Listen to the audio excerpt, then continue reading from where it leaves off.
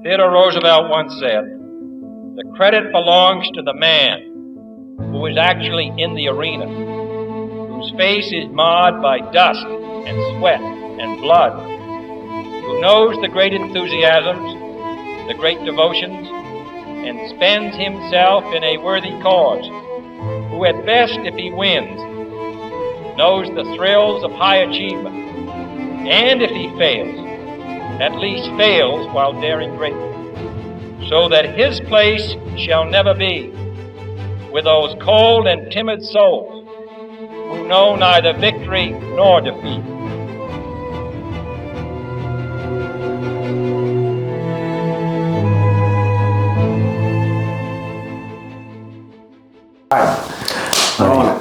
So due to some technical difficulties, me and my boy Rich, we're back.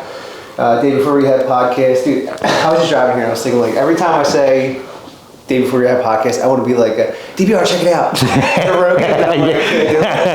just sneak that in there. But yeah, we tried doing this podcast last week, but camera wasn't operating properly. But we're back now. So my boy Rich, formerly my sponsor, always my friend. Really has been a big support system for me.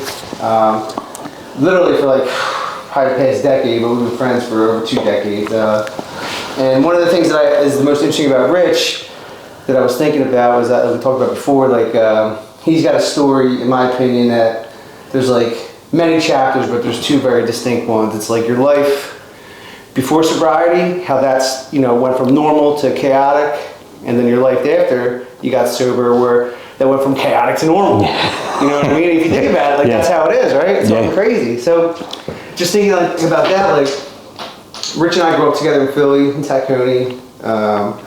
Went to the same high school for a little bit, but you know, I don't want to tell your story. I kind of just gonna see like some of the things you dealt with growing up in the neighborhood that we're from. You know what I mean? What it was like. Shit was normal for a while. You know, hanging out with our boys, Friday nights, stuff like that, and like. What happened with you? So I guess it started like at Tacony.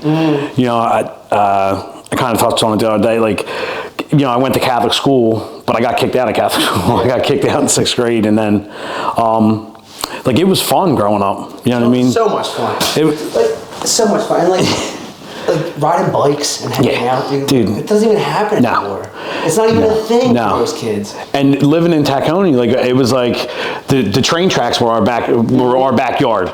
Yeah. So like it goes into like getting kicked out at, you know, Catholic school. I started smoking cigarettes young, whatever. But like rolling tires down the hill, you know what I mean, and throwing. I heard Mikey Brennan almost died on the what are those big giant slow trains called? Freight trains. Trains. Yeah. And he was was it Caitlin Foley? I don't know. No, Megan Wilson. Yeah. Was his girl, and they thought he fucking got caught under the freight train, and all the girls were like, "Oh my God, Mikey Brennan, he's dead."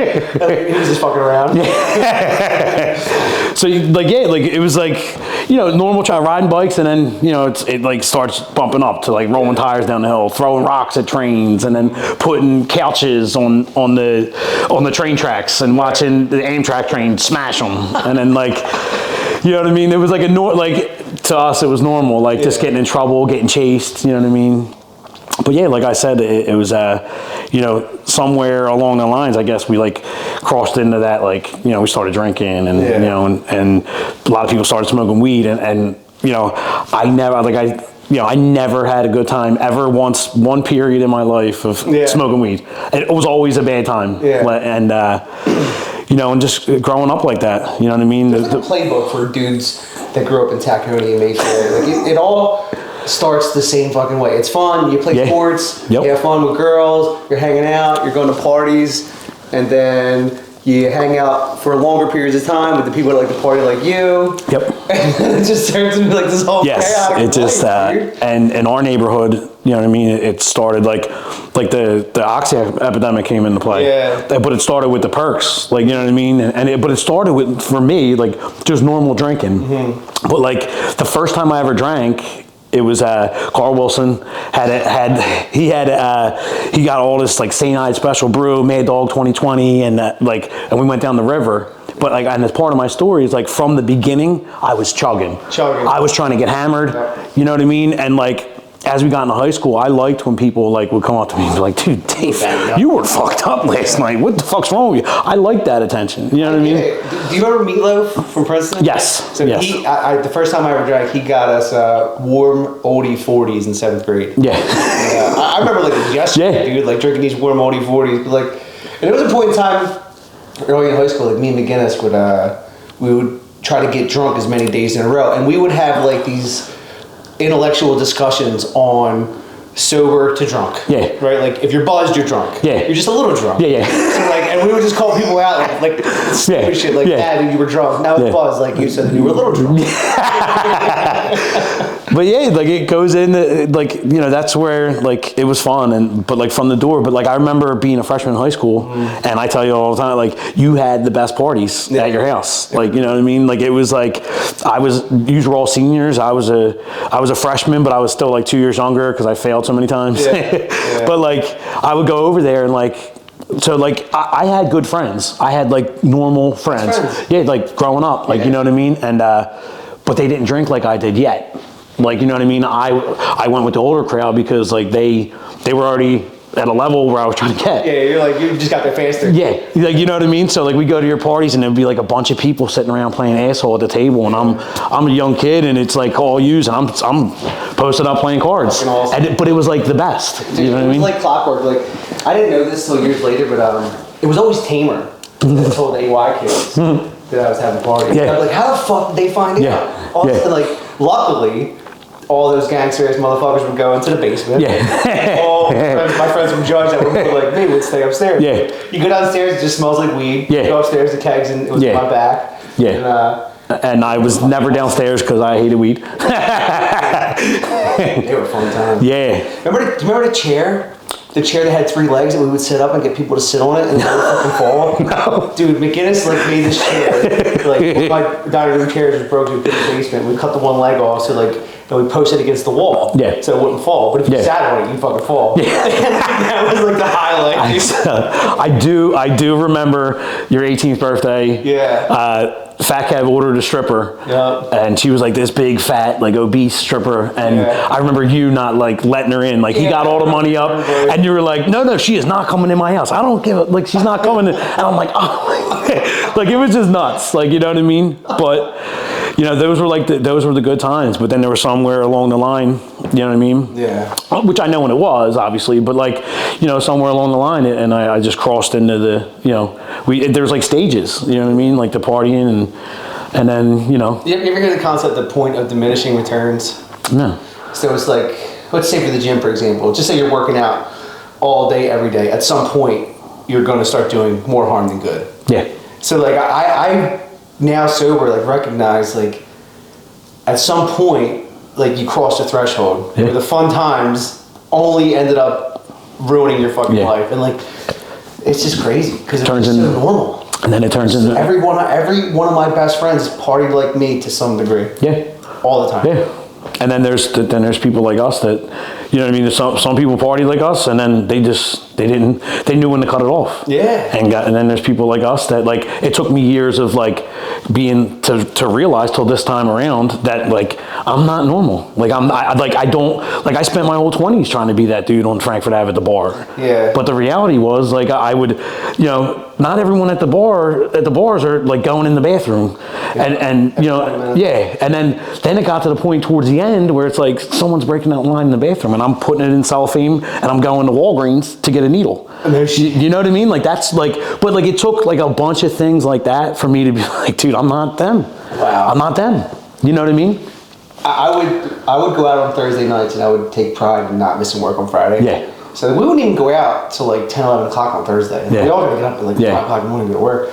So I would have like a starter kit of like a line of Coke or a Perk 30 or whatever kind of perk crushed up and ready next to my nightstand. So loaded. As soon as I open my eyes, I could bang it. Yeah. And then like go to work. And then knowing when I got to work, I just get a handful more. And like, that was like I'll do you one better. Like so, like I never had a job until I got sober this time. Really, like so, like you know, I would do like I'd wake up and like you know the party would never end because I was just you know I was just a bum. You know what I mean? But so like I was saying before, like you had like these two different lives, and both those lives have like a start and a finish to them. So like, you start drinking and partying, and things are getting crazy, and like, how bad did it get for you? Because I forget if you said you were more than one treatment or not, or more than one detox, but like, once it stopped being fun, then what did it look like? Once it stopped being fun, so yeah, my first rehab, I was 19, you know what I mean? And, even after that, I still tried, like, I was like a half-ass drug dealer. I sold drugs for like 3 different people in the neighborhood. Yeah. And that turned into a job. Like, you know what I mean? Like, Robin Peter. Yeah, and that's all it was. Someone would give me a bunch of 80s, and I'd crush them up, snort them all, and then this person would give me 80s, so I got to use his money to pay him back, and then this, and it was a vicious cycle. And it really got to the point where the phone would ring, the old phones, the house phones, and I'd be like, Mom, do not answer that phone, because like someone wants their money and I ain't got it. You know what I mean? But like, even like that, that's where it started, like crossing that point. And then, you know what I mean, as it got into more like serious drugs or whatever, and you know what I mean? Like like it was oxys. I was in rehab at 19. Didn't want to change, went right back, and then I turned into like the half-ass bartender, half-ass drug dealer, like, you know what I mean? So at this point, you're on every day. On every day. Oh. Like, yeah. Like, you know what I mean? And oxys were expensive. They were $50 a pill, and now I'm like $150 a day. And I moved to Port Richmond when I was my senior year. So I was like 21, something like that, and I was walking to get Xanax on the other side of Allegheny, and this dude was like, I got dope, and I'm like, no, I'm good. And I literally got to the corner, and you know what I mean, I started doing the math. I'm like, that's $10, I'm paying $150, and you know what I mean? And I'm like, and I literally went back, grabbed the bag, and I went and I snorted it out front of Northeastern Hospital because I was afraid to OD, because I knew it was going to be bad. That's the crazy part. Yeah, like you knew this was going to be a horrible thing. Yeah. Poor decision, and you're like, ah, fuck it. And then, so it goes into like, so 3 days later, I'm getting shot up in my ankle for the first time in Kensington in the potato factory. So quick. 3 days later, and and as like I'm doing this, like some random girls shooting me up my ankle, like, and I say that, like, I literally, like, this is going to be bad. Yeah. And, I knew it, and just, then it turned into a job. You know what I mean? It's so crazy to say that you're about to do something that you know is going to be bad, and whatever the consequences are, you don't even care, you just want to get on that day. Yeah. So that happened to me fucking a million times. Like, I would set up a relapse, and let's just say I had a month sober, which for me, what would be a long time. I would set up a relapse, like a planned night where I could go out, or maybe I knew I would get away with it, or my wife was going to be at a party, whatever. And actively know for the whole time that I'm planning this, like, it's probably going to take me a few months to get back to AA, but it's worth it. Yeah. That's just the way. It's the way we think. It's just the way we think. Nuts, dude. And so, like, doing that. That early Kensington thing, like, that turned into me getting on methadone maintenance. Yeah, which is a big part of your story. Big part of my story, because, like, I lost 8 years of my life on methadone maintenance. You know what I mean? I get on methadone because my problem's now heroin, oxys, opiates, and, like, that's supposed to help it. But then I get on there, and I'm like, I learned how to smoke crack. I learned how to shoot coke. I learned how to take Xanax. Like, you know what I mean? And it was just like, I'm still in Kensington. I'm going to my like, that was a lifestyle. Yeah. For me.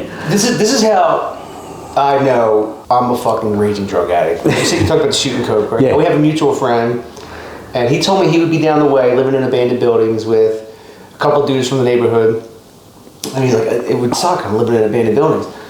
But I'm hanging out with 2 dudes I grew up with, and we'd get coke and we'd shoot coke, and I'm like, and then it was awesome. And in my head, I'm thinking, like, you're homeless, you're robbing people, you're doing whatever you gotta do to get on, but you just got high with 2 of your boys, and you really have no responsibilities. I'm like, that does sound awesome.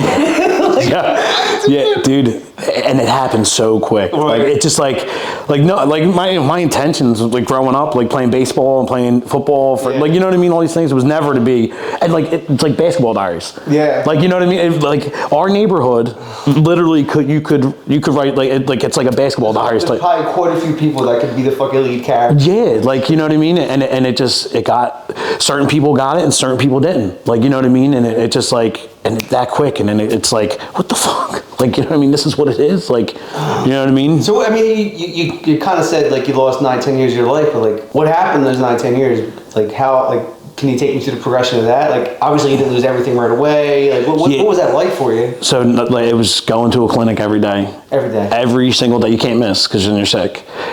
Sitting in groups. So you got to go through some bullshit recovery process to stay on the program? Yes, yeah. So you got groups and you got therapists and all that. I was on 3 different clinics throughout the city, like, you know what I mean? And like I would keep getting kicked off, like, you know what I mean? How do you get kicked off? Just doing dumb shit, right. Like, you know what I mean? Just getting in trouble, getting caught selling pills, whatever the case is. But you have to go to these like groups, which sucks. It's like school. You know what I mean? Okay. It's like a couple of hours, yeah. But it was like, and it's funny. As soon as you said like, so what was it like? At first, I wanted to say like nothing, like I 8 years of nothingness, like, you know what I mean, like existing in the world, just sleeping on the couch, like, you know what I mean, watching TV, like, you know what I mean. It was like there was nothing accomplished, and like, you know what I mean. Yeah, wasting time. And wasting time, and it was like a whole lifestyle of like.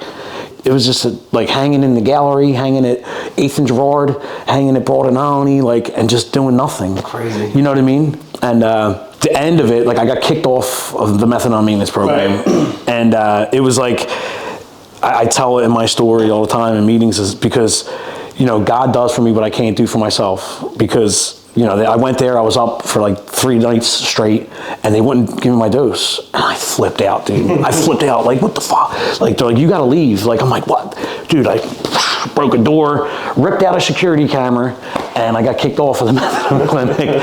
But I say this now, like, you know, had I not gotten kicked off of the methadone maintenance program, I'd still be on it. And yeah, there was no reason for you to stop. There was it was just like, for me, it was like stuck. Right. And I wasn't willing to take suggestions. I wasn't willing to change ever. And, you know what I mean? God did for me what I couldn't do for my, and it's like, I look back now and it's like, it's one of the best things that happened to me. You know what I mean? Yeah. So, well then, okay, so you get kicked off the program, and now you're like, assed out. No, not really. So what happened then? Like, you get kicked off the program. So, like, how do you not get sick? I got on the Suboxone program. That took 10 years of my life, dude. They're the devil, man. So I don't even know how the world can have them on the market. They're the devil.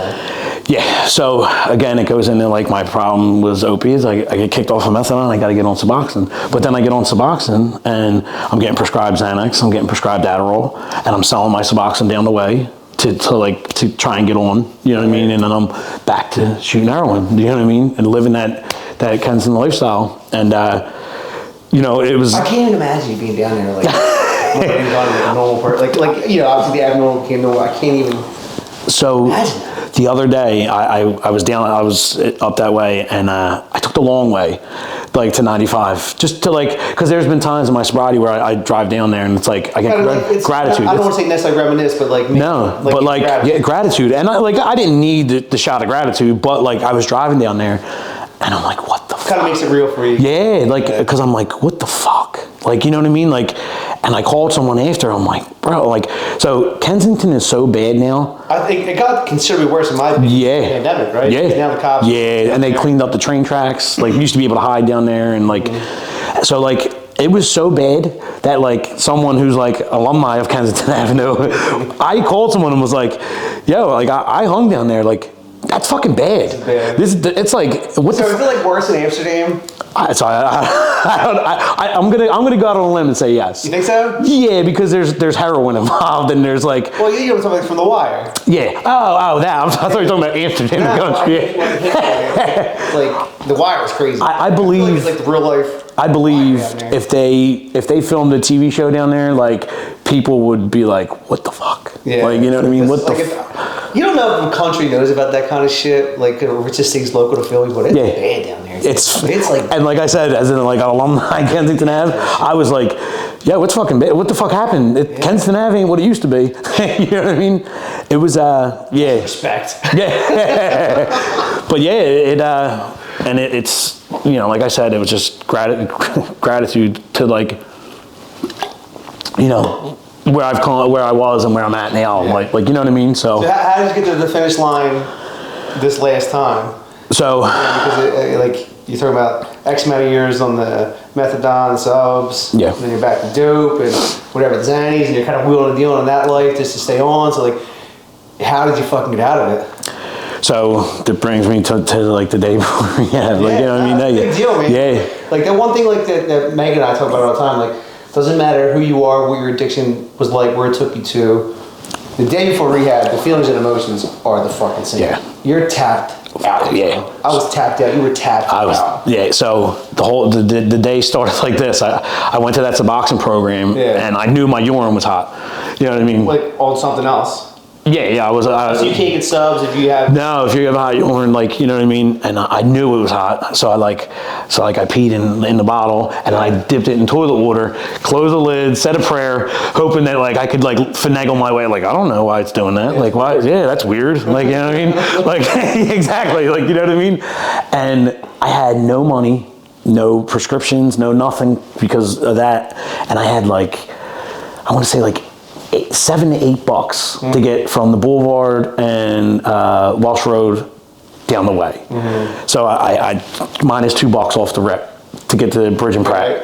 And so I didn't even want to spend money for a transfer. So like I walked from Bridge and Pratt to Kensington and Somerset. So you know, like your $5, $6, $7 to get you something. Oh yeah, that was my intention going down there. Like I had to get a $5 hour. So like you tapped out, you got like $10. You got to get the other way, and like. There's no plan for after that.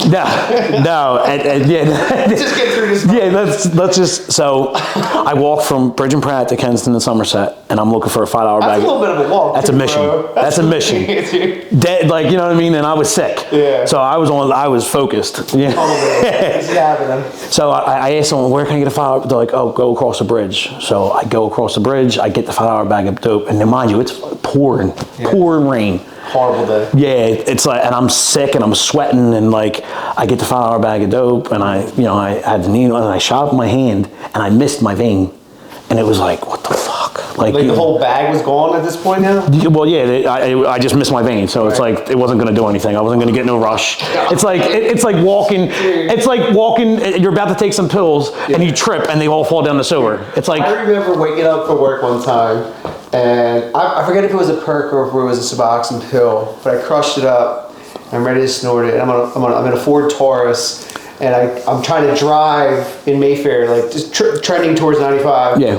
And I like lean over to snort it, and I fucking hit like 3 cars. Yeah. And the fucking shit was all over the format. And I could like, I'm like, because now I gotta go to work, and I'm like, you know, so good. So yeah, so like, but that's when I had that moment of like, what the fuck? Yeah. Like, you know what I mean? Like, what does this come to? Like, you know what I mean? And my mom was in the hospital, and I literally just packed a bag. And I went to the next day, you know what I mean? I had no money, no nothing. I went to Girard Medical Center, and it was packed. And they said, look, we can't get you into a treatment facility tonight, but if you come back tomorrow, we'll get you in. So I was willing. I went back the next morning. I was the first one there. You didn't do anything? Like, no, I was nothing? So that's always been a part of my story. Like, I never go to treatment when I have, like, drugs. You gotta do them. Yeah, I go to treatment when I have no option, no, like, you know what I mean? Yeah. So I go, it's like in the morning time, and they run my information, and they see that I'm connected to this Suboxone program on my card, and they said, they said, we can't help you. And I was like, look, I want to get off that. Just take me off it, send me to rehab. They're like, no, you got to go there Monday morning. And I'm like, fuck, like, because I know myself, you know what I mean? Like, I know myself. Like, I'll go to Foreman Mills on Aramingo Ave, steal a couple Philly shirts, go to the bar, sell them $10 a piece, get my money, get that, you know, go get what I need, and I'll forget all about it. Yeah. But like, I left there, and I'm walking down Girard Avenue with everything I own in a bag, and I call CBH, and they tell me, go to Kensington Detox, and don't tell them what you just told. Just happened. So I'm walking down Front Street under the L, and I shot up the first prayer I ever met in my life. You know, it was, God, please get me into Kensington Detox. I'll do whatever it takes. Yep. And so I go in there, sick as a dog, waiting all day. Like, now, is this like 36 hours in, 2 days in, 3 days in? This would be the start of the second day, like 36 hours in or whatever. I mean, you know, like even the perseverance with that, like that had to be fucking tough. And I looking back, I mean, I know where it came from now, but it's like, I was committed. You know what I mean? You go to the first spot, they say, yeah, we can't help you. Like, in my mind, I can only think for myself, but I probably would have been like, at that point, like, I fucking tried. Yeah. Yeah, I did my part. Yeah. So I go there, and the dude finally comes in at like 12 o'clock in the afternoon after I've been like sitting on this bench all day, like shaking. And the dude, there was another dude in there. He goes up and they ask him if he's on any prescriptions. And he's like, yeah, I'm on perks for my back. They're like, look, we can't help you. So I go up, and mind you, I just told you the story about they connected to Suboxone. I go up and they ask me if I'm on any prescriptions. I say, no, I lie. They run my information and it doesn't come up this time. And like, I don't know if there is a good lie. That's a great lie. That was the saving my life lie. That was the best fucking lie I've ever told in my life. Hands down. And I get into treatment, and and the journey begins.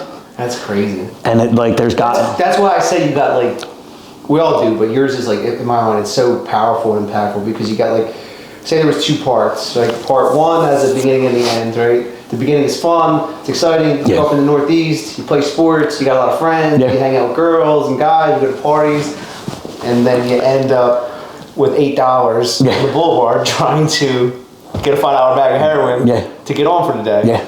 Right? Yep. So part 1's over now. Right? Which is fucking awesome. Then you make this happen, you get into detox. You know, the best lie you've ever told in your life. You said a prayer, it actually worked. Now part 1's over. Now part 2 starts. What the fuck's that look like? Because that's not easy either. No. Sometimes that's even like you know, like, well, I was just talking about this earlier.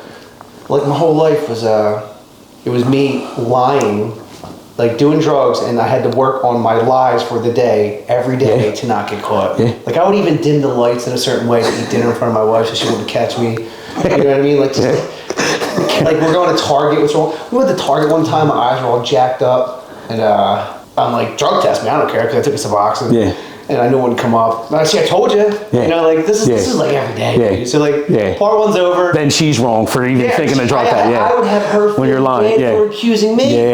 You know what I mean? And my eyes look like they're crazy looking. Like, I had like the worst giveaway eyes. Like, some people can do drugs, perks, subs, whatever, and have their eyes not be so dilated. Dude, I'm the same way. Mine are the worst. You can spot me 100 miles away. Dude. Like, you can spot me like 100 miles away. Glassy pen. Yeah, we're closed. We're completely closed. That was, dude, before you get into it, right, so I would do this. I would go to work. I talked to this before the podcast. I would go to work on Fridays and get a bunch of perks off the dude from work.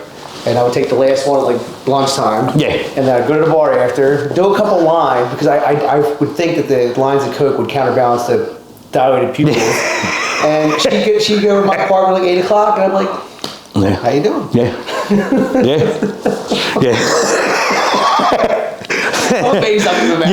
Pinned or super open, meet in the middle. Like, I remember one time we were wrapping presents, and I had a 30 on me, and I go in the bathroom and stored it, and like, it hit me like a ton of bricks, dude. I couldn't even like feather it in. I just was like instantly sober to like high as fuck, dude. What's wrong with you? Like, insanity. Oh my god. Insanity. You think you're not gonna get caught? Your wife's in the other room. Like, she knows you like the back of her hand. Dude, insanity. Nuts. So yeah, I get into treatment, and you know what I mean. It all begins. Like, it was hard in the beginning. Like, you know what I mean. I could barely talk. Like, I thought I did some damage, and I probably did. Obviously, like, you know what I mean. But like, I thought I was shot out. I thought I was talking. You barely talk. What do you mean? Like disengage with people? Yeah, because like I would like stutter. I just felt it was like a combination of like 6 different drugs I'm coming off of. Like, you know what I mean? I couldn't even pinpoint which one made me get that way. But I get in a detox, and like the only thing that worked was phenobarbital, so I wouldn't have seizures from the Xanny withdrawal. I felt every bit of withdrawal, every single bit, and rightfully so, because I'm partying for years. Like, but like, I remember that pain now. Like, I do remember that pain, and on like a bad day, like that pain is, I'm good. Like, you know what I mean? But you mean like on a bad day now? Yeah, like on a bad day, like, you know what I mean? Or like you get them random thoughts, like, it would be nice to, but like, I remember that the most. I remember that pain and detox that I felt, like, and I never want, like, you know what I mean? And so yeah, like, it was hard in the very beginning, but like, I was so determined, and I was so willing, like, I was so beat up and broken that like, and you hear that cliche in AA all the time, like, you know what I mean? I would have stood in the corner, like, you could have told me to do whatever, like, you know what I mean? Like, yeah, you need to clap your hands 6 times every morning before you wake up, do a fucking tumble salt, and like, I did that. Like, you know what I mean? Whatever it took. And like, I took all those suggestions. Right. You know what I mean? And even still so today, like I still, like, you know what I mean? Shit hits the fan. Well, that's why you're so special to me because, you know, I got 169 days today and you're coming up on 10? 10 years in October. 10 years in October. God willing, yeah. So like, you're right, you do these things still every day. Yeah. You know what I mean? And like, so it's hard for me, like sometimes I share in a meeting, you know, with like a little over 5 months sober, like, and I feel like it's important. I get in my head sometimes, and I think my brain doesn't really want me to share this, but I say like I read the green card, I talk to my sponsor, I go to a meeting every day, like I respond to text messages, and I have to keep saying that. Yeah. You know what I mean? And I don't say it like, sometimes I feel weird saying it like, oh, look at you, like, no, like, if I don't do this, I'm gonna fucking like be back to square one the day before rehab, soulless and broken. So like, but you just do this, you've been doing this for 10 years. It becomes repetition. Yeah, right, discipline, repetition. So I don't, like, I make my meeting, you know what I mean? I make, it's a little different, like, you know. Well, we'll get in there, you got a family. Yeah. Well, yeah, and, but like, so like, the one thing that has been consistent with me since I got sober, and like, I pray every day, every morning, and like, you know, I have my routine of prayers that I say. The only time I really don't say them early in the morning is on the weekends when my routine's messed up. I understand that. So like, but I caught myself before you were coming. I was like, oh shit, I didn't pray today. Like, you know what I mean? And but like I pray, and it just starts the checklist, right? Checking in. You know what I mean? I'm here, and I talk to someone in AA every day almost. I'm lucky. I have a good network of people, you know, and sober friends that like, you know, we're tight, and you know, whether it be, you know, getting advice for business or whatever the case is, or, you know what I mean. But like, it always comes back to AA. Like, it always comes back to them, you know what I mean? Right. And when that phone rings, whether it be you or anybody else, like, I don't make as many meetings as I used to, obviously, but like, and I say that, you know, but like, when that phone rings and someone in AA, it's something like that. Answer. Always. Someone wants to go through. Someone goes. And like, if someone wants to go through the book and go through the steps, like, right away. I always make you know, it's because, you know, I say it like, yeah, I have business, or like I was a carpenter, like, you know, union carpenter, whatever the case is, like, but my sobriety is really what pays the bills. For sure. Like fuck everything else. Like, it's a wrap. No, yeah, like everything, the house, like my son, like all these things, like it's gone. Yeah. Like, that's what pays the bills, and you know, my wife's over too, and she understands. Like, she, you know, I'm like, look, I gotta meet up with God, like, you know, whatever, you know what I mean? And you always give me a shot. Always, and I, you know what I mean, and no matter what, like, I remember one time I came outside. Like, yeah, dude, I got fucked out today. Yeah, but what I tell you, like, you were so like, you know, like, I'm sorry, I don't want to. I'm like, yo, like, what I tell you, I said, dude, you're not wasting my time. Yeah. You're wasting your time. Like, I'm doing what I'm supposed to. If anything, you help me because you're fucking nuts, and luckily I'm not. Yeah. But like, you know what I mean? Like that, like, and you were one of the best sponsees I ever had, because like the time you had a year, like every time we had step work to do or whatever, you showed up and you were all in, interacting, you know what I mean, talking, and it was like, you know, you made my job easy. Like, I didn't have to chase you around. Like, unfortunately, AA works so well, I just stopped going. Yeah. And that's the difference. And you know, now you have more self-knowledge about yourself. That, like, and I say that to people when they go out, like, yeah, like, it's like, all right, it's over, like, you know what I mean, whatever the case, whatever happened, but like, now, if not anything, you gain more self-knowledge about yourself. So the next time you experiment, so the next time you think, or you know, whoever thinks of like going out, it's like, you know what I mean, you know, like, all right, there's going to be no successful drinking. I'm never going to be that dude, like, at the bar on Frankfurt Ave, or like, no, it's never, and I'm okay with it. Like, you know what I mean? You know how I think about it now, like, you know, we're all alcoholic, but, you know, we have addiction problems. Like, I'm lucky that it's for me, it's drugs. I always go back to drugs. Like, I can never trick myself to say, I'll go have a couple drinks, because I would never want to do that. Yeah. But what I would say is, I can't just go casually snort a perk 30 on Tuesday night. You know what I mean? That's crazy. Yeah, I know. So like, I feel grateful that that's my story. You know what I mean? Oh yeah. I imagine if I never did drugs and I was only an alcoholic, I could probably trick myself every once in a while and think like, well, that's just a drink. Yeah. Like, because it's socially accepted. Yeah. No one's even going to know. But you can't casually rip lines of fucking perks in the bathroom at work. Yeah. You know what I mean? Like, you can go to the bar and have a drink. It's Tuesday. Let's fucking... Yeah. So let's get back to it. So, like, you're in my opinion, like, and this is just kind of how I was, like, conceptualizing on the way here. Now you're in part 2 of your life. And you know you're going through recovery, and now you have to deal with life, and now you got to figure out how to be a good man, a good human, get a fucking job, and start paying taxes. Yeah. So like, what's that look like for you? So it started like I started from the very bottom. The very Very bottom. That's why we joked around before, like, and I say this sincerely, and I this is just in my head. I don't want this to come off as a negative, but going from worst to first is your book title, and I mean that whole because we're in your beautiful house with pictures of your beautiful family all over the place. You even got a fucking piano. Yeah. Like, that's crazy, right? You have a piano that works. Yeah. Like, worst to first is like a fucking understatement, dude, because like, you're not even like close to where you want to be, but where you're at is amazing. Yeah. So how did that start? What was that process like?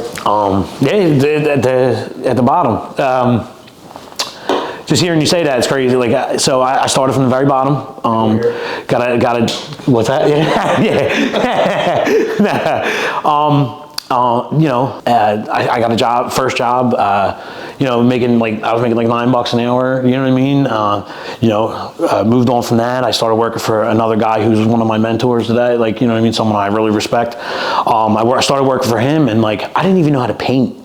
I didn't know how to do nothing, like, you know what I mean? And this dude, like, he showed trust in me, you know what I mean? He showed trust in me, and, he wound up hooking me up with one of his friends, and, you know what I mean? And I started doing that. They fucking bought me a car, like, you know what I mean? I wound up working for his buddy's company and going through that, and that's where like all the like. So work was a part of my sobriety too. Like I never worked when I was getting high. Never. Like I could go to work for somebody, and then they're like, "This dude's fucking." This ain't. But like, so like I started doing that, and like making meetings, and again it all came down to AA, and I started doing that, and I started like acquiring some things, and you know what I mean, and I met my wife, you know what I mean, and but you dealt with some really hard times in sobriety. Yes, really hard times. Like we both lost our dads. You lost your mom as well. Like you dealt with some really hard times, and like that's so impressive. Like for me to watch you, because like you stayed sober through it all. Yeah. Stayed sober through it all. Yeah. I don't know how comfortable you are talking about it. No.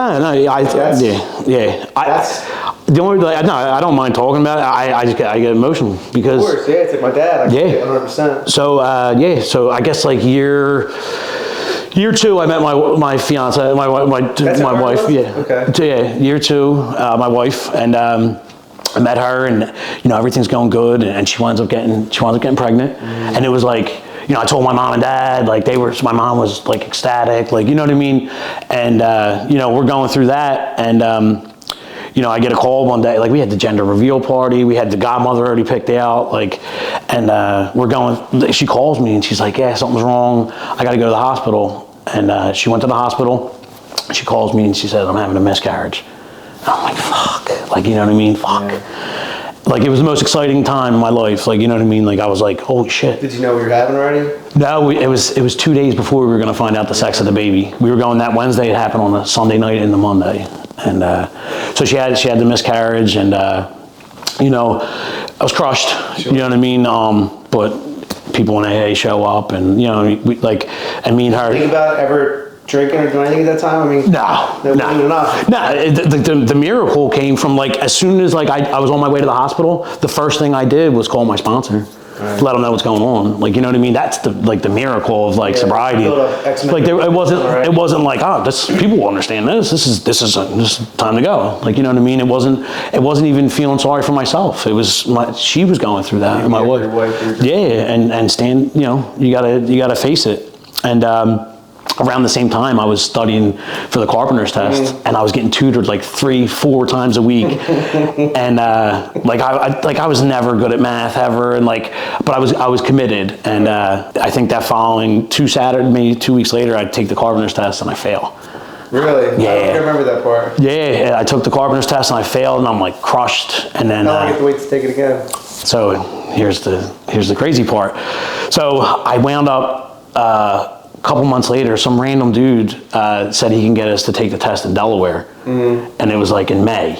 And so I, you know what I mean? Like all that happened. I lost a good friend to drugs and alcohol. And it was just like one of them times where the first time where I was like, this is what they talk about. It's not all sunshines and rainbows. Right. And so like I wound up taking the carpenter's test again in May. I took it and I passed. Right. You know what I mean? Awesome. That's a big deal. Yeah. And like it always seemed far fetched. Like, you know what I mean? There's math on the test. I'm good. Yeah. My dad's buddy Hoodie was one of the teachers at school, and he got me copied the test. And I'm only out of high school a couple years now. So I was a good student. I'm like, Dad, I'm not fucking studying for this test, dude. Like, this is stupid. Yeah. And like that's just where I was at. Yeah. And I still remember taking. My issue was the drug test. Yeah. I smoked weed or something, like I wasn't being responsible. But this was before I ever knew I was an addict. Somebody recommended taking some Azios. Azio, yeah. Yeah, I took that, made my whole body turn red. I drank a gallon of water before the test. Yeah. It was, the results were like weird. Yeah. I didn't fail, so I was like, oh, what a fucking loser. But luckily I got to take it again. Yeah. So but I get it. I get it. So I took the carpenter's test again and I passed. And then, that summer my sponsor asked me to be the best man in his wedding. Big deal. Yeah, and then my friend that passed away, his girlfriend was pregnant, and she asked me to be the godfather of her kid, and it was like, this is crazy. That's like, you know what I mean? Like all the material things in sobriety are great, but it's like things like that. Like, you want me to be the godfather of your kid? Like me? Like, you know what I mean? So like it was like I stayed sober through that, and then good things followed. You know what I mean? So like, I was going on like that for a little bit. A couple years in, I'm like a second-year apprentice, and I get a call one day from my dad, and he's like, "Look, Mommy's in the hospital. Like, you gotta come up here or whatever." And I remember, my dad was in no shape, and my mom was sick my whole life, so I brushed it off as like another trip to the hospital. But I went up there that night, and I walk into like these doctors, and they're showing me brain scans and all these things, and I'm like, oh fuck, like, you know what I mean? This ain't good. And there was like a procedure that my mom could get, and it might have worked. And I said, yeah, let's get the procedure done. Like, you know what I mean? And the crazy part is that they were waiting for me to talk to me. To make a decision. Like, you know what I mean? To like, and she got that, and then we talked to the doctor. And, after the procedure, and he said, look, your mom's quality of life might not be this or whatever. And so I talked to my dad. I said, Dad, we got to make some decisions here. And so we, we made the decision to like take my mom off the machines, and it was like, fuck, like, you know what I mean? It was like the worst fucking thing ever. But like, first thing I did when I did that, I went in the bathroom at the hospital and fucking said a prayer. God, just please allow me to get through this. Like, you know what I mean? And we took my mom off the machines, and the silver lining in that was that like my whole family was there, and but I was able to be there like sober, and I get emotional talking about it, because like my mom didn't know what sobriety was. She don't know about AA. My mom's normal, you know what I mean? But she knew I wasn't the same person.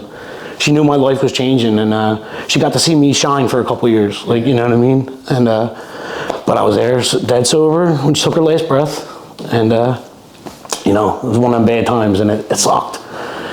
But AA showed up again, and people showed up, and I just kept going to AA and kept staying sober, and by this time it's like it was kind of like yard out for my dad. Like my mom wasn't there, and he was doing his thing, and he wound up he wound up going to treatment, and I get him in treatment, and he gets out and he goes to the recovery house, and he's still doing his thing, so he gets kicked out of one. I get him into another, and so he gets kicked out of this last recovery house, and I'm like chasing him around for months, like making sure he's eating, making sure, like, you know what I mean, Dad, you got to make meetings. He came into a little bit of money with Social Security and stuff like that, and but he got kicked out, and I said, Dad, like, I can't keep chasing you around. Like, you know what I mean? Because I wanted more than anything my dad to be sober. Like, because we know how good of a life it is. Yeah. And no matter what the situation was, he could change it. And the next phone call I got, my dad overdosed, and it was another, like, what the fuck? Like, you know what I mean? Like, you know, and it was tough. It was tough. Like, just them last conversations I had with my dad, and when he was sober, that me and him were both sober, like, things were good. Connected. Yeah, like, you know what I mean? Because I just wanted this life for him, like, you know what I mean? Because, like, shit changes when you get sober for the better.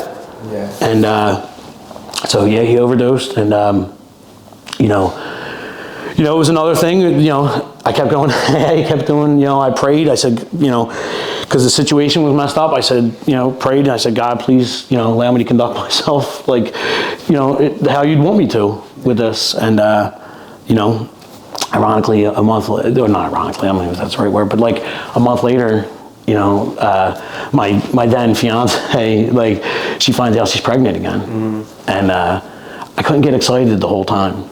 Because you thought it wasn't. I'm just like, you know, yeah, like, just like, because of what I went through before, and you know, January 9th, 2020, I hear my son cry for the first time. That little son of a bitch. Yeah, that mother. This kid is. That kid in Florida, I can't do it. I'm like, this kid's gonna be a problem.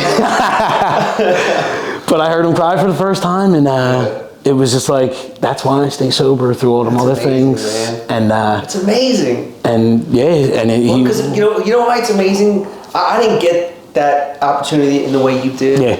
You know, and that's just the way it is. Like, you're sober, you're with someone that you love, and you know, you just dealt with the adversity of your parents, and that's terrible. And then, like, you have this kid, and like the kid's with you, and it's your son, and you get to raise them 24/7. Yeah. Like, I was 19 when my daughter was born. Yeah. I was a fucking kid, dude. Yeah. Like, I wasn't with her mother, and like, I always wished that I was in a situation where I got to be my daughter's life 24/7 from the jump. Yeah. With the person I loved, and that's just love. Yeah. You know? But that's amazing, man. That's crazy, bro. And yeah, he's a handful.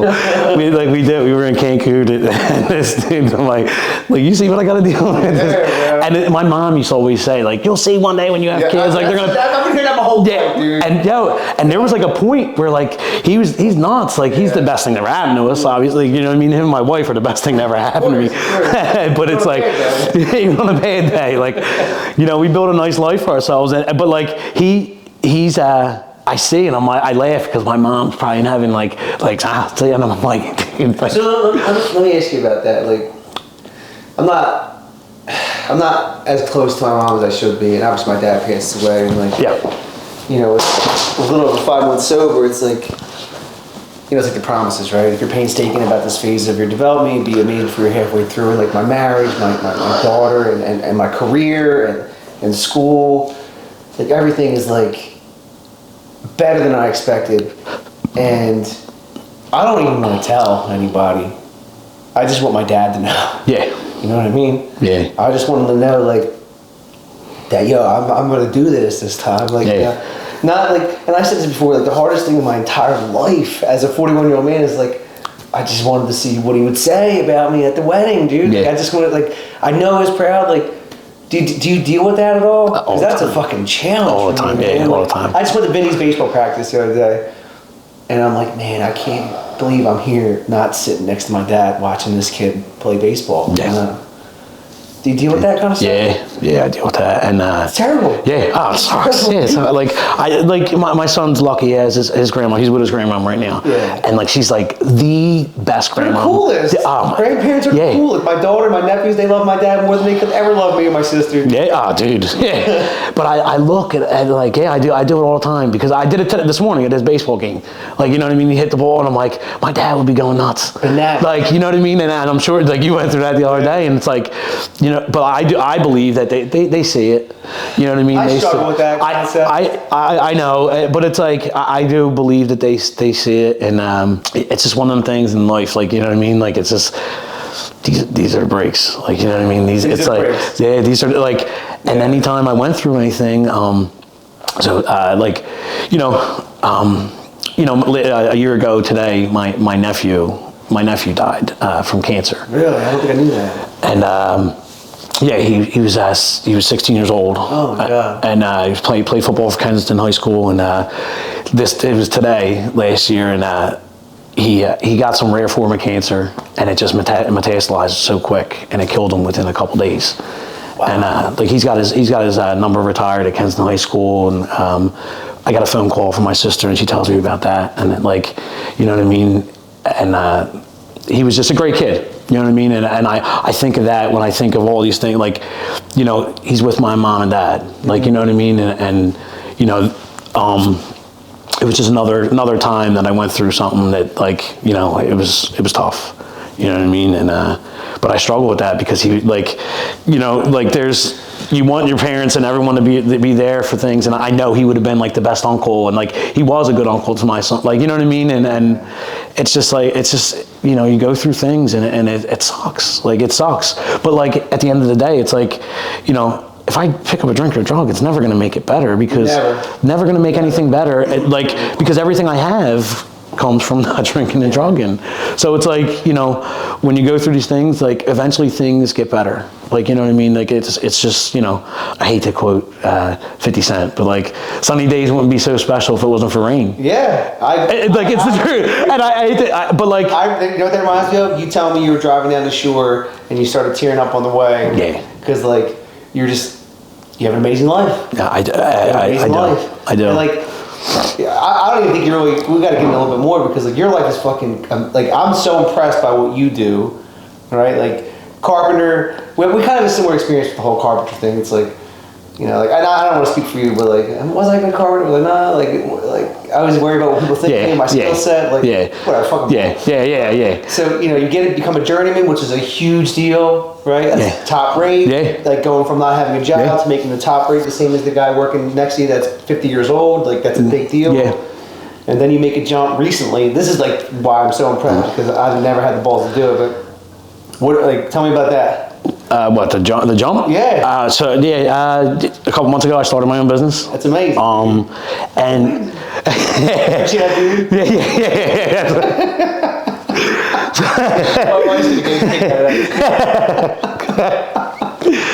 So yeah, I started my own business, and you know, I went through the apprenticeship, and like, let me just go back real quick. Like, I didn't know how to read a tape measure. Dude, bro, I didn't know between a piece of plywood and a 2x6. Yeah, dude, I remember my first day on the interior job. Swags was going to get screws. Yeah. And I remember asking him, like, yo, how do you know what screws you need? Right. He's like, you'll figure it out. Dude, first day one, week one.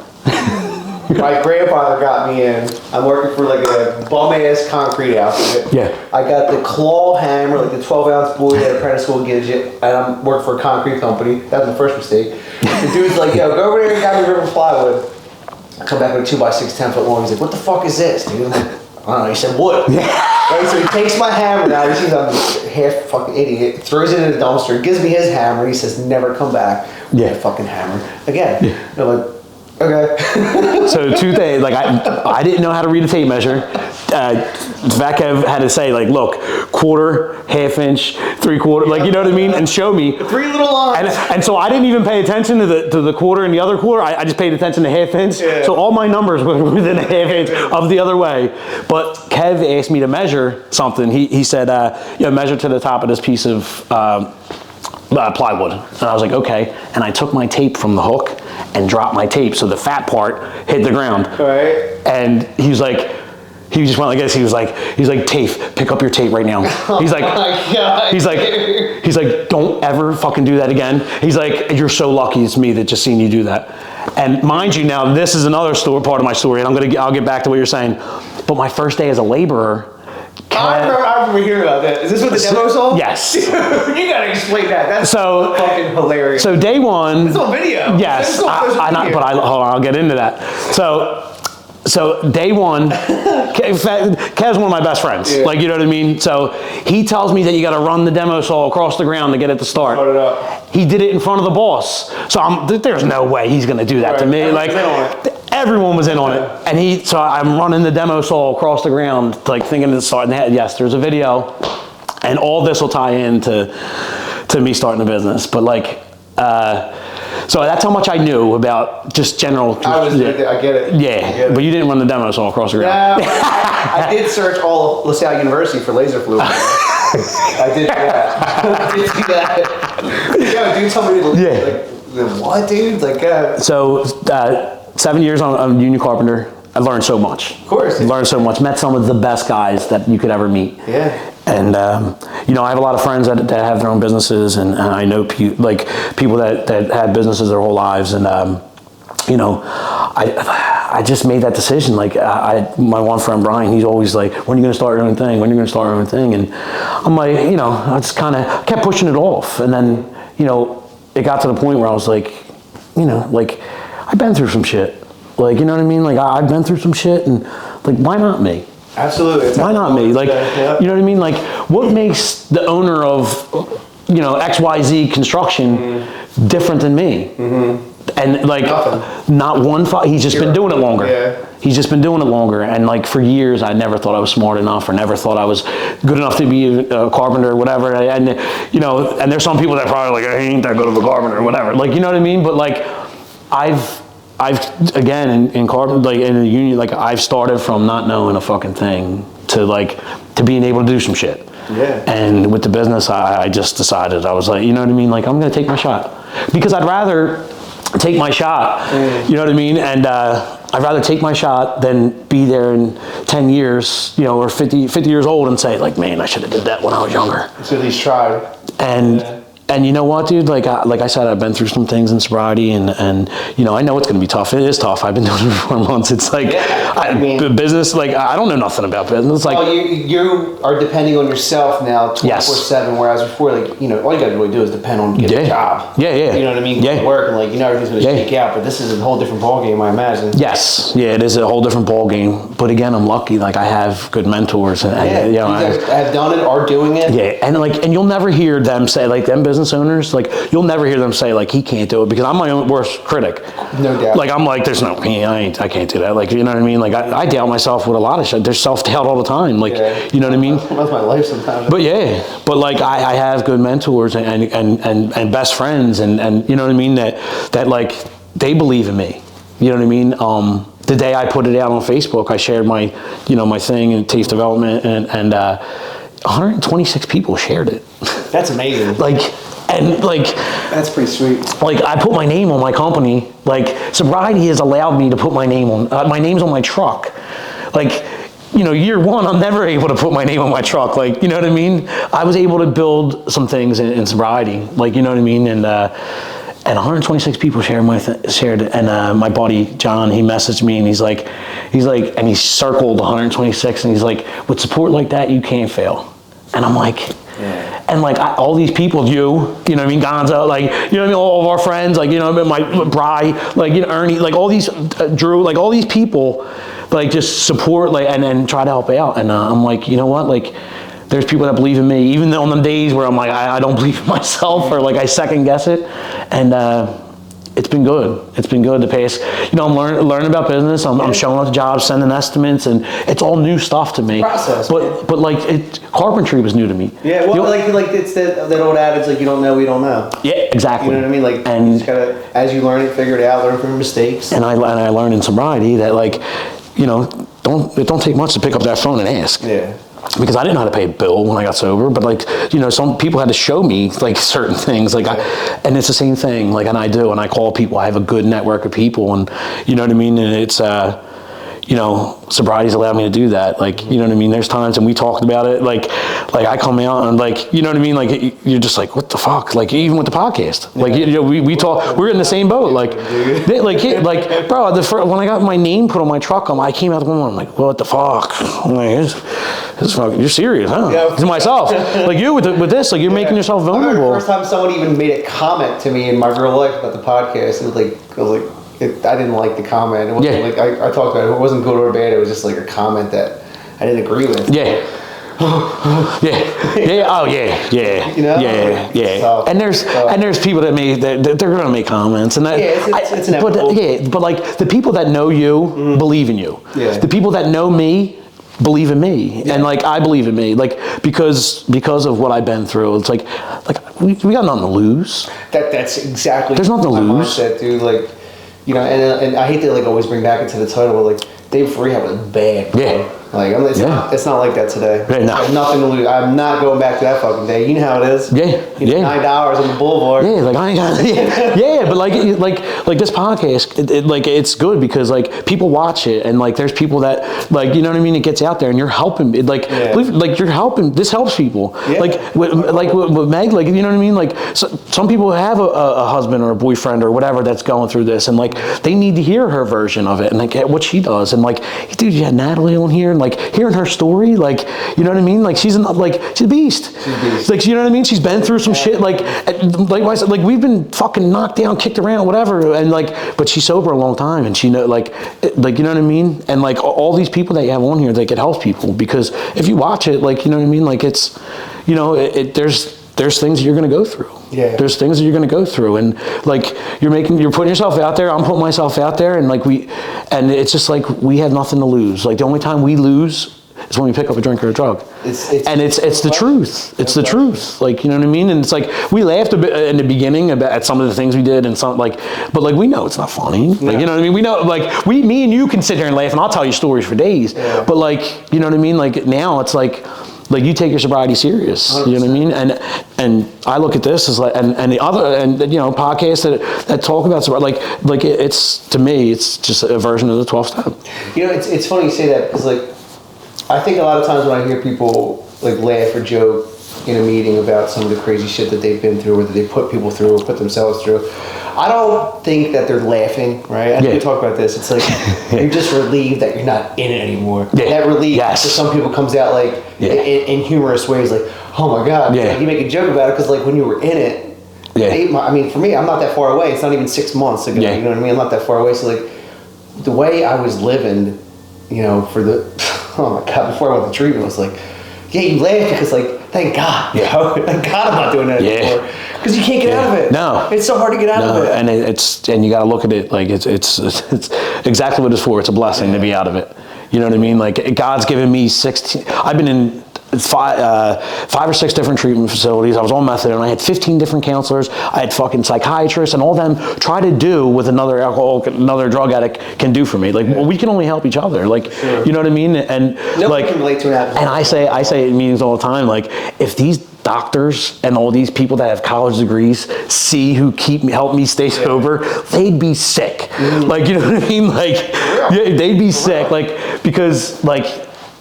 Being sober, like this is the only thing that like my therapist is sober. Yeah, it's just like and like he gets me on like my career level, sobriety level, you know, my fucking crazy head level. It's like but he gets it. Yeah, he gets it. Like, and that's what we do. We understand, like, you know what I mean, and that's why it's like it's good for stuff like this. And but like it goes back to like, you know what I mean, like, you know, you pull the trigger and you do it. You know what I mean? Just like when you get sober, you pull the trigger and you do it.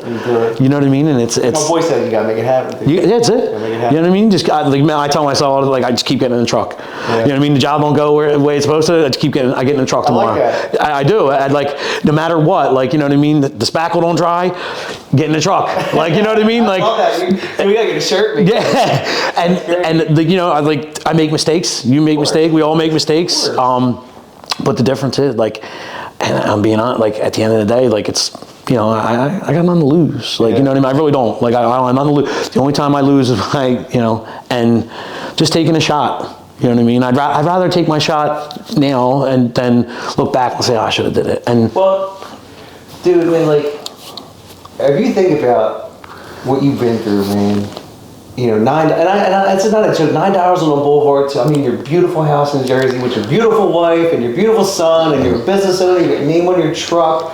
Like, what? Yeah, I do. You know what I mean? Think about that? Yeah. I have a hard time reflecting. Yeah, no, when you said it earlier too, when you, like, I get emotional because it's like fuck, sobriety's been good to me. Great to you, dude. Like, you know what I mean? Knowing like you worked your ass off. I did, but like you continue to do that. But sobriety taught me to work my ass off. Right. And like people, like you know what I mean? People in my circle, like, you know what I mean? Like taught me, you know what I mean? These things, and it's like I look and there's times where I'm like, what the fuck? Yeah. Like I'm on a fucking podcast with you. Like, we're like, you know what I mean? Like Jared's like, you know what I mean? Like, I'm on a podcast with you. Like, What are we doing? like, what the fuck is going on?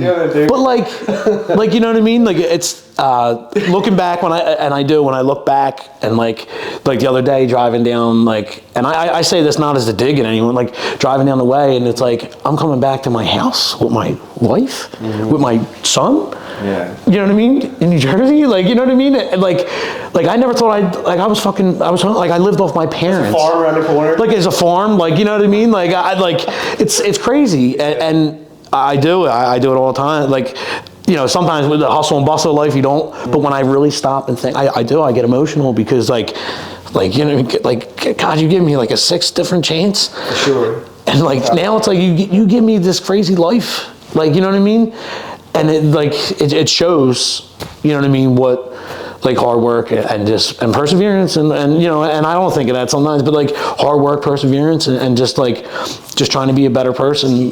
Just keep getting in the truck. Yeah. And I you know, no matter what happens, you know, mom dies, you know, dad dies, like, you know, you've been through these things, like, you know what I mean? All these things happen, you just keep getting in the truck, and you see what's on the other side. You know, and like maybe in a couple of years the business will be successful, maybe not. But like I know I took my shot, and I know that like as long as I stay sober. You took a shot and you're giving it your best. Yes. All in. Yeah, all in, and it's just like sobriety. You know what I mean? I said this before, like, you know, you have to like compare yourself to yourself. You do. You have to compare, because you're always winning. You comparing yourself to where you were 5 months ago, you're always winning. I agree. That was hard for me to do for the longest Even time. when we're losing, even like me comparing myself to where I was 9.5 years ago, even if shit's bad and fucking like the whole world's, you know, it seems like it's crumbling, like it's better than it was. No doubt. And just like, you know what I mean? And you compare yourself to yourself, you know what I mean? And you give it everything you got, you know what I mean? You go all in. Yeah. And it pays. It does. Well, you get out of what you put into it. Exactly. You get out of what you put into it, and like. Yeah. You get one shot at this, and I said on one of the earlier podcasts, like, I'll never ever say life is unfair. It's just life. And you said, you know, you get the breaks that you get. Yeah. You know, it is what it is. Like, yeah. You know, I got no time in my life to blame anybody but myself for my fucking mistakes. Yeah. You know what I mean? What's the point of that? Yeah. We've been through that. Like, you know what I mean? Like, things happen, and it's us. You know what I mean? We're the ones that, you know, and good things happen. And I believe it, like, you know, it's God just rewarding us for, you know what I mean? Yeah.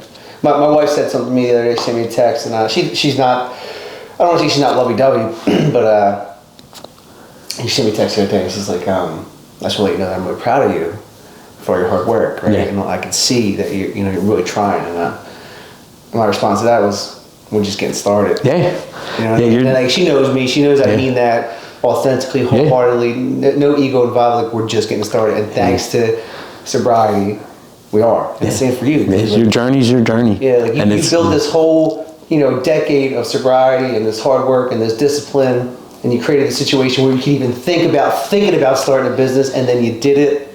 And I love you like a brother, bro. Yeah. This is like I'm glad we ended up doing it today, because I don't know that we'd have the same vibe last week. We're kind of both running around a little bit, and you know, you've been a support system for me. Even my wife says it too. Like when we used to work together in the program, we're like, talk tape today, and I'm like, no. Yeah, bro, and like I see what you're doing, and like I honestly, and I'll say it, whatever. I knew you were serious when you got a different sponsor. Yeah. You know what I mean? I knew you were serious, because it's easy to talk to me. Yeah. And we're boys. Like, I love you like a brother. Like, you know, I'll co-sign the shit out of it. Like, no offense, Meg, but he'll say, like, Meg's that, you know, I'm like, yeah, I know, that's what they do. But like, I'm co-signing. Like, you know what I mean? Like, I'm dealing with the same thing with Noreen. But like, when you got a different sponsor, you need someone that'll check this. It's a perspective change, and like, you still didn't go anywhere. Yeah. You know what I mean? Wow, I'm here. But like, you know what I mean? I see what you're doing, and I know I believe it's different this time. And it, you know what I mean? And people see that. You know what I mean? Meg sees it. I shared today about it. Like, you know, I have something in my head where I can't, like, say with confidence, like, that it's different. Like, I feel that it's different, but it's hard for me to share that in a meeting because I've said it so many times. Yeah. So I shared it today, and I'm like, you know, it's different this time. And the reason why it's different is because I'm doing all the fucking things every day to make it different. Yep. Yeah. guess I want to end it this way. Love you, bro. Yeah. We love you, Dad. I love all of you. We love you, Darnell. I love you too. Wow, that was nice. And I tell you what, let's go.